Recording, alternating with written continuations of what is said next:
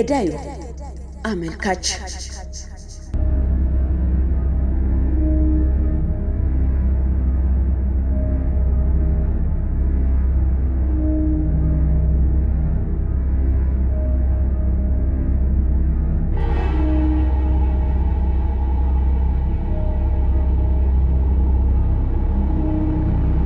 በአንድ የወንጀል አድራጎት የጠረጠርኩት ሰው የሚያዘወትርበትን ቦታ ጠይቄ ወደ አንድ ቡና ቤት ውስጥ ለመፈለግ ገባሁ። ስለ ተጠርጣሪው ያገኘሁት መግለጫ የሚያስተማምን ሆኖ ስላላገኘሁት በቡና ቤት ውስጥ የሚገባውንና የሚወጣውን በአይኔ መከታተል ጀመርኩ። ቡና ቤቱ ፎቅ ቤት ነው። በመጀመሪያው ፎቅ ላይ ብዙ መኝታ ቤቶች አሉ። ምግብ ቤቱ ግን ከምድሩ ቤት ሆኖ ከመጠጡ ቤት ገባ ብሎ ነው። ጊዜው እየመሸ ሄደ። ከምሽቱ 1 ሰዓት ገደማ ሲሆን ብዙ ሰው እየገባ ሲወጣ የምፈልገው ሰው የሚመጣ እንደሆነ ከእንግዲህ ወዲያ መሆን አለበት ብዬ የምጠጣውን መጠጥ አስደግሜ መመልከት ጀመርኩ። ወዲያውኑ ከፎቁ ጩኸት እየገነነ ከፎቅ ወደ ምድሩ ቤት የሚወርድ የሰው የእግር ኮቴ ሰማሁ። አንድ ሰው እየተንደረደረ ወርዶ የፖሊስ ያለ ኡኡ እያለ ጮኸ። ወዲያ ወዲህ ይንቆራጠጣል፣ ይሯሯጣል።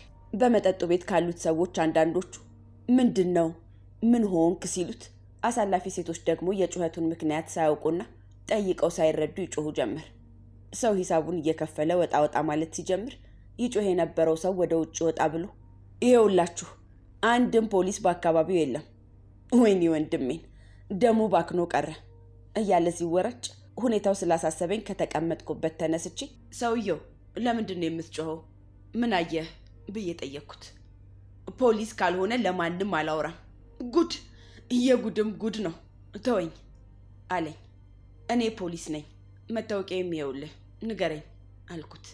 ቀና ብሎ ትክ ብሎ አየኝና ጌታዬ እንግዲህ ተከተሉኝ፣ ያየሁትን ጉድ ይዩልኝ እያለ ወደ ፎቅ ቀድሞኝ ወጣ። እኔና የመጠጡ ቤት ሂሳብ ያዥ ሴት ብቻ ሆነን ተከታትለን ወደ ፎቅ ወጣን። ወዲያውኑ 11 ቁጥር መኝታ ቤት በራፍ ላይ ቆሞ በመቆለፊያው ቀዳዳ ጨንቁሮ ተመለከተና ጥቂት ቆይቶ ይኸውና በፊት የክፍሉ መብራት ይበራ ነበር፣ አሁን ግን ጠፍቷል። ከክፍሉ ውስጥ ሰው ነበር ማለት ነው ብሎ ካጎነበሰበት ቀና አለ። እኔም አሁን ምን አየህ ብዬ ጠየቅኩት። መብራቱ ጠፍቷል፣ ምንም የሚታይ ነገር የለም አለኝ። በፊትስ ምን አይተህ ኖሯል? በፊትማ በሩ አልከፈት ቢለኝ በበሩ ቁልፍ ቀዳዳ ባጨነቁር ልጠይቀው የመጣሁት ሰው በደረቱ ከወለሉ ላይ ተደፍቷል ብሎ መለሰልኝ። እኔ ግን ለማመን አቅቶኝ ነበር። በኋላም ቤቱን ከፍቶ ወይም ሰብሮ መግባት አስፈላጊ መሆኑን አምኜ ቁልፍ ጠየቅኩ። ቁልፉ ከባለቤቱ ማለት ከተከራየው ሰው ጋር ነው። ትርፍ የለም አሉኝ። የሆቴሉን ባለቤት ፈቃድ ካገኘው በኋላ በሩን ሰብረን ገባን።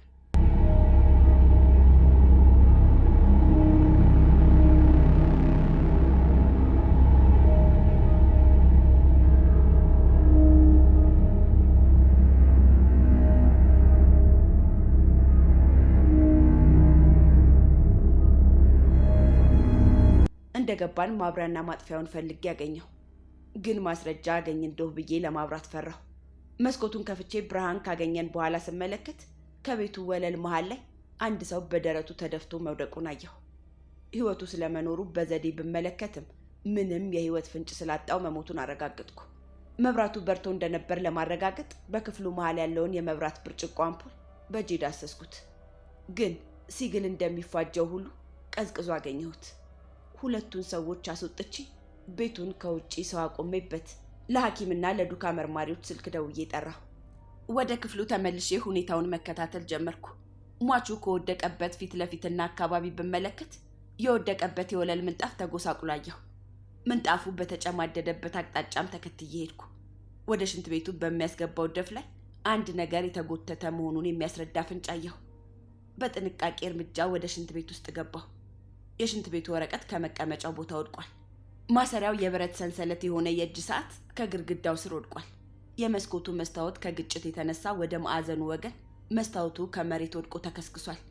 በጠቅላላው ከሽንት ቤቱ ውስጥ ባደረኩት መመልከት ሟቹ በሽንት ቤት ውስጥ ተገድሎ ወደ መካከለኛው ክፍል ተጎትቶ መወሰዱን አረጋገጥኩ። ሟቹ ወደ ወደቀበት ክፍል ተመልሼ ስገባ ሐኪምና ዱካንሺዎች ደረሱ። ሁኔታውን አስረዳዋቸውና ስራቸውን ቀጠሉ።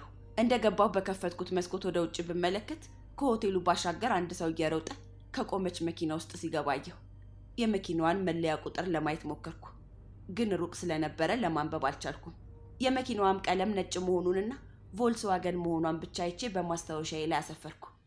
እንዳልከታተለው መኪና አልያዝኩም። ሟቹ ማን እንደነበረ ማረጋገጥ ስለፈለግኩ በኪሱ ውስጥ ከነበሩት ማስታወሻ ደብተሮች አንዱን እያገላበጥኩ ስመለከት የብዙ ሰዎች ስም ከተጻፈበት ገጽ ላይ ደረስኩ። በስማቸው አንጻር ከባለቤቱ የተበደሩትን የገንዘብ ልክ በዝርዝር ሰፍሮ አየሁ። ሌሎችንም ወረቀቶች እየገለጥኩ ብመለከት የገንዘብ ብድር ሁኔታና የተበዳሪዎችን ስም ፊርማ አገኘሁ። ይህን ሁኔታ በመመርኮዝ ሟቹ ገንዘብ አበዳሪ ሰው እንደነበር ፍንጭ አገኘሁ። ያገኘኋቸውን ጥቃቅን ሁኔታዎች በኪሴ ይዤ ገዳዩ ሟቹን ከገደለ በኋላ በየት በኩል እንደወጣ ለማወቅ ፍለጋ ጀመርኩ። ሟቹ ወድቆ ከተገኘበት ክፍል በስተቀኝ በኩል ወደ ሌላ ክፍል የሚያስገባ በር አየሁ። የበሩን መክፈቻ ብረት ሳልነካ የእንጨቱን ወገን ጫን ብለው በሩ ተከፈተ። በክፍሉ ውስጥ ፍተሻ ሳድርግ መስኮቱ ገርበብ ብሎ አገኘሁት። ክፍሉ አገልግሎት የማይሰጥ በመሆኑ ተጠርጎ አያውቅም። በመስኮቱ ደፍ ላይ ያለውን አቧራ ብመለከት በልብስ የተጠረገ መሆኑን አወቅኩ። ከዚያም ሌላ ባደረግኩት መመልከት ሰው በመስኮት ወጥቶ መሄዱን አረጋገጥኩ።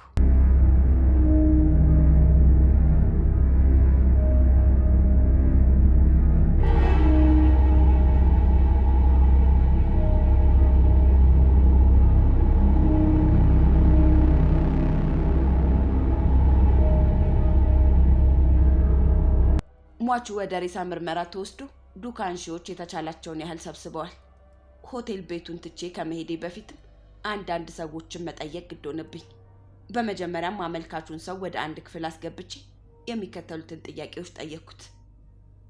ሟቹን ታውቀዋለህ ሆይ? አዎን አውቃቸዋለሁ። የምትተዋወቁት በምንድን ነው? ነጋዴ ስለነበሩ አንዳንድ የሚፈልጓቸውን ዕቃዎች አገኘላቸው ስለነበር ይወዱኛል። በቅርብ ጊዜ ያገኘሃቸው መቼ ነው? ዛሬ ጠዋት ገበያ አግኝቻቸው ነበር። ምን ያደርጉ ነበር? አንድ የሂሳብ መልመጃ መጽሐፍ ለመግዛት በየቦታው ይፈልጉ ነበር።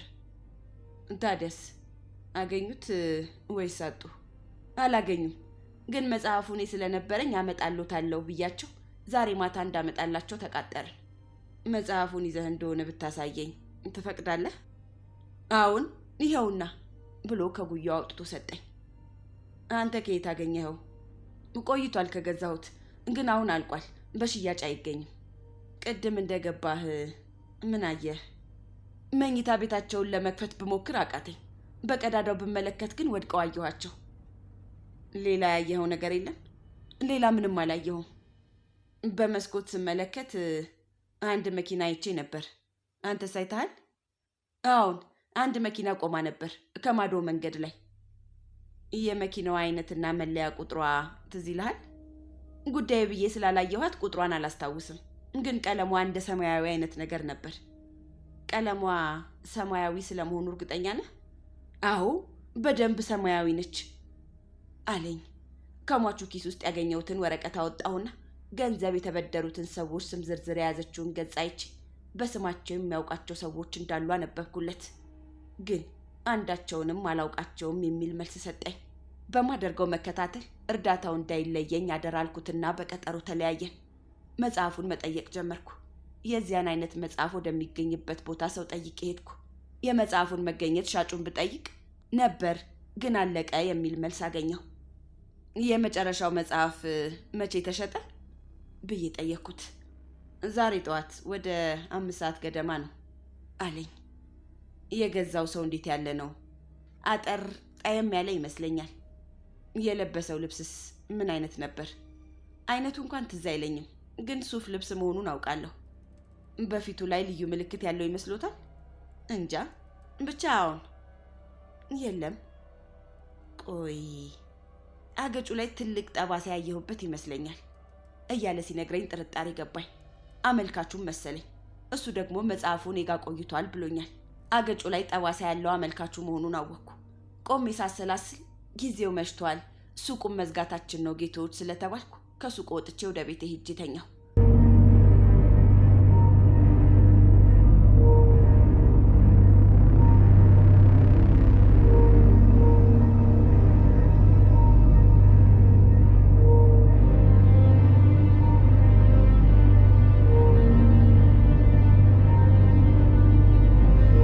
በሐሳቤ ውስጥ 3 ሁኔታዎች ይጉላሉብኝ ጀመር። አንደኛው ነጯ መኪና በምን ምክንያት ሰማያዊ ልትመስል ቻለች? ሁለተኛው ከሟቹ ኪስ ውስጥ ከተገኘው ማስታወሻ ደብተር ወረቀቶች መሃል የገንዘብ ተበዳሪዎች ሰዎች ስም ዝርዝር ካለበት ገጽ ቀጥሎ ያለው ወረቀት ተቀዷል። ለምን ይሆን? ምናልባት የገዳዩ ስም ይገኝበት ይሆን? ሶስተኛው አመልካቹ መጽሐፉን ኔጋ ቆይቷል፣ የገዛሁት በፊት ነው ለምን አለ?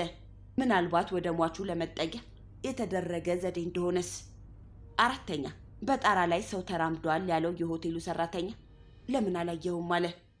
ተባባሪ እንደሆነስ የሚል ሐሳብ በመንፈሴ ውስጥ ተራ በተራ ብቅ ጥልቅ እያለ ቢያስቸግረኝ ወንጀሉ ወደ ተፈጸመበት ሆቴል ሄጄ ሁኔታውን ማጣራት የሚሻለኝ መሆኑን አምኜ ወደ ሆቴሉ አመራሁ።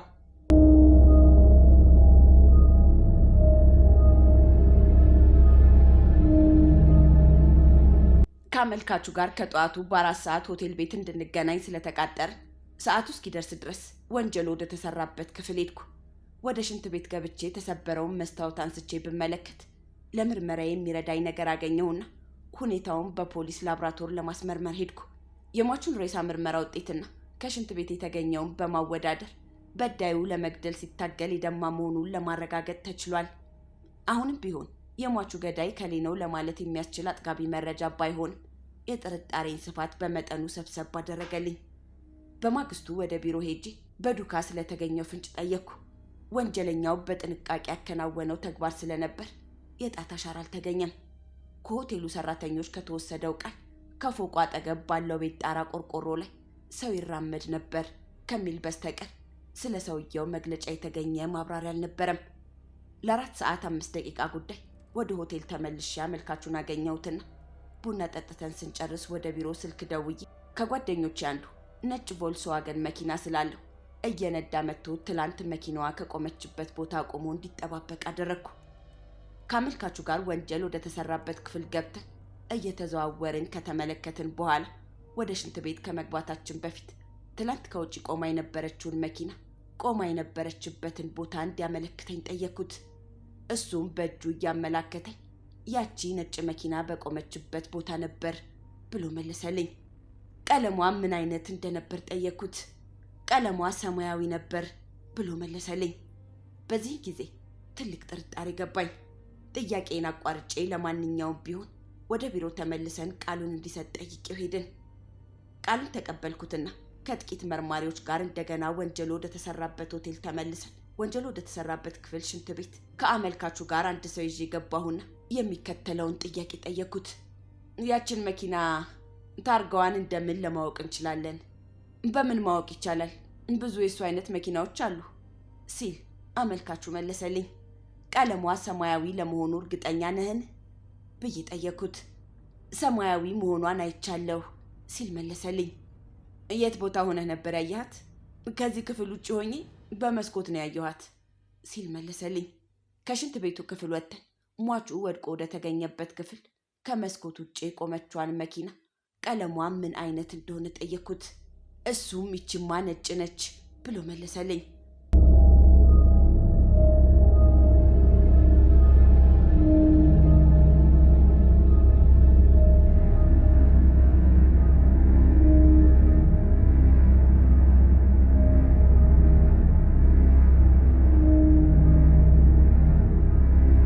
እንደገና ወደ ሽንት ቤት ገብተን በመስኮት ያችኑ መኪና ሳየሁትና ቀለሟን ጠየቅኩት። እሷማ ሰማያዊ ትመስላለች ብሎ የመስኮቱን ቀለም አፍጥጦ አየና ቀና ብሎ ተመለከተኝ። ፊቱ ተጨማደደና ደም ለበሰ። እኔም ቀጥዬ እንግዲያውስ ሟቹ በተገደለ ጊዜ እዚህ ክፍል ውስጥ ነበርክ? እኔ ትላንት በዚያኛው መስኮት ስመለከት ቆማ ያየኋት መኪና ቀለሟ ነጭ ነበር።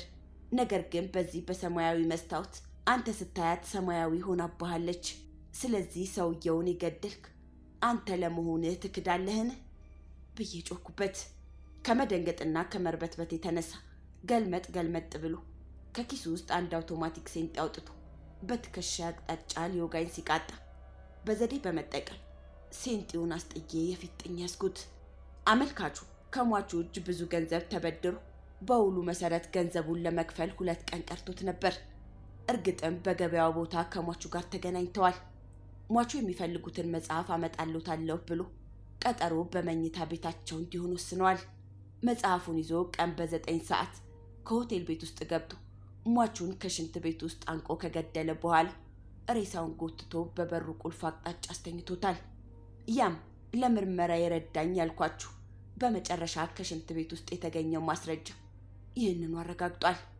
ገድሎና ጎትቶ ካመቻቸ በኋላ ወደ ሌላው ክፍል አልፎ በመስኮት ወጥቶ ከፎቁ ስር ባለው ጣራ ላይ እየተራመደ ሄዷል። የቀበሮ ባህታዊ በጎችን ለማታለል እንደሞከረው ሁሉ ከወንጀሉ ነፃ ለመምሰል እንደገና ልብሱን ለውጦ ወደ ሆቴሉ መጥቷል። ሰውየውም በሽንት ቤት ውስጥ ከመግደሉ በፊት ወይም ከገደለ በኋላ ያልታየ ለመሆኑ ሁናቴውን ለማጣራት በመስኮት ሲመለከት የሽንት ቤቱ መስኮት የመስታወቱ ቀለም ሰማያዊ እንደነበር ትዝ አላለውም። ነጯን መኪና ሰማያዊ ነች ያለውም ስለዚህ ነው። ስለዚህ ወንጀሉ በተፈጸመ ጊዜ ከሟቹ ጋር ከሽንት ቤት ውስጥ የነበረው እሱ ብቻ ነው፣ ገዳዩም አመልካቹ ነው በማለት መርማሪው በጊዜው ከመረመራቸው ምርመራዎች ሁሉ በይበልጥ በውጤቱ የተደሰተበት መሆኑን በመግለጽ ታሪኩን ጨረሰ።